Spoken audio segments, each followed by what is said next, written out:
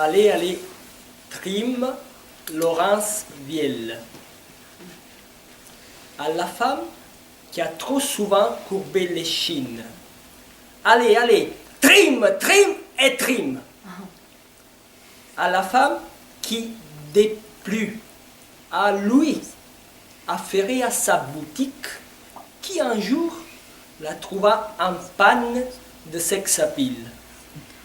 Avec torchon, souci au front, rose rouge, jamais, que les épines.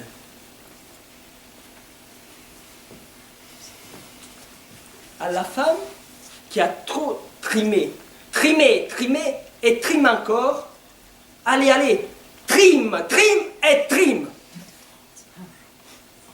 À la femme qui éleva enfant, lava habit, fit devoir et dressa tant de tables qui, sa passion d'histoire de l'art, laissa dehors, à celle qui, belle encore, mais sans regard pour l'aimer, trima, trima et trime encore.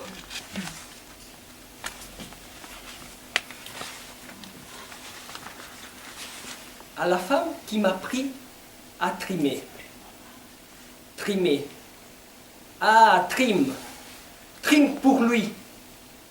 Trime pour toi. Pour eux. Trime, trime, trime pour elle. Et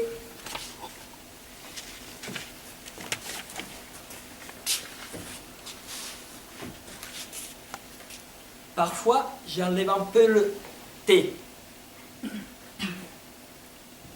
Reste rimer. Je rime. Je rime pour lui. Je rime pour toi.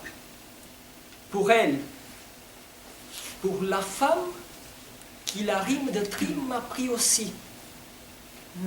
Et que tant j'aime autour d'un thé, tant suspendu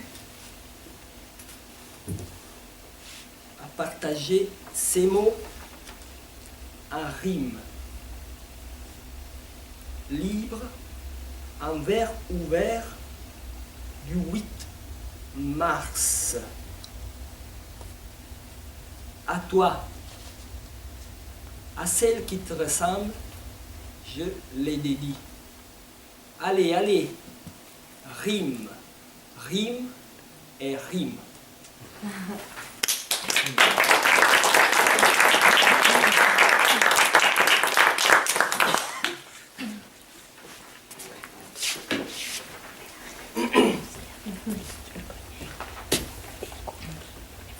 Le niveau, Antonio De Curtis di Toto.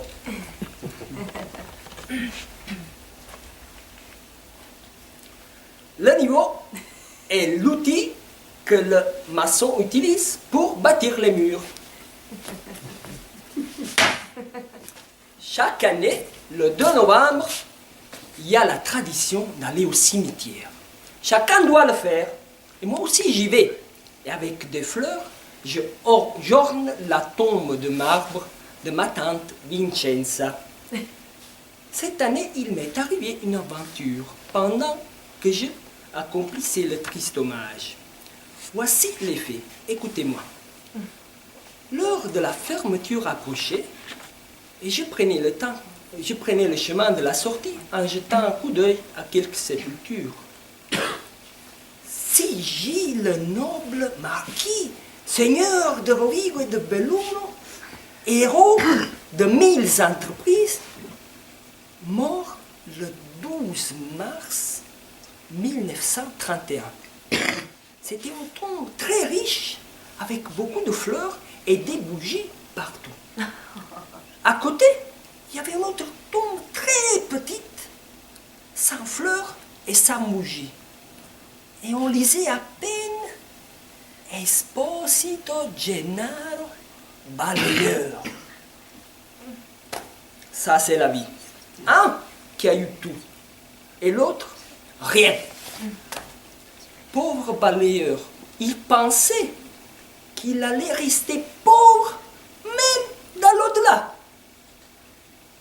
Alors que je réfléchissais à tout ça, il était déjà minuit. Et je suis resté enfermé, prisonnier, et effrayé devant les bougies. Tout en coup, je vis deux ombres venir vers moi. La première était celle du marquis, avec un chapeau de fort et un monocle. Derrière lui, le balayeur le suivait, tout seul, avec un balai à la main. Je croyais que c'était un rêve.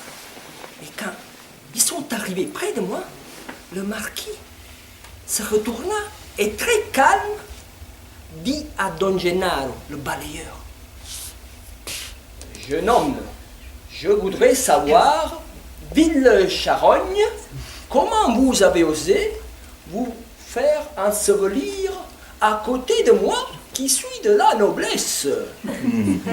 La hiérarchie, c'est la hiérarchie et il faut la respecter. Et vous avez perdu le sens de la mesure. Votre dépouille, bien sûr, aurait dû être enterrée, mais dans la poubelle. Je ne peux plus supporter votre proximité. Vous devez vous chercher une autre place, parmi vos pairs, parmi vos semblables. Monsieur le marquis, répondit le balayeur, ce n'est pas ma faute. J'étais déjà mort. C'est ma femme qui a fait cette connerie. Si j'étais vivant, je vous contenterais. Je prendrais la boîte avec mes os et tout de suite, j'irai me mettre dans un autre trou. Qu'est-ce que tu attends donc, vile créature, que je devienne violent? Comment le balayeur énervé.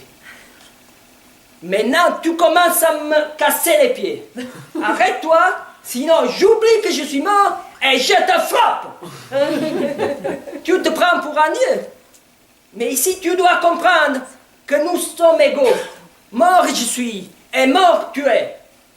Le marquis fâché. Comment oses-tu te comparer à moi qui ai eu des ancêtres illustres? Jésus, Marie, Joseph.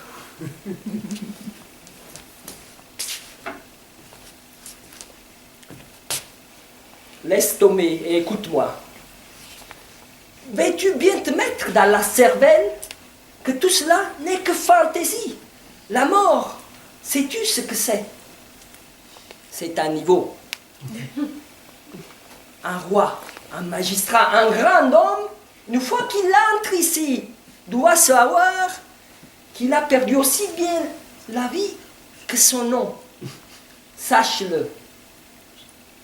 Donc, reste calme et supporte-moi comme voisin.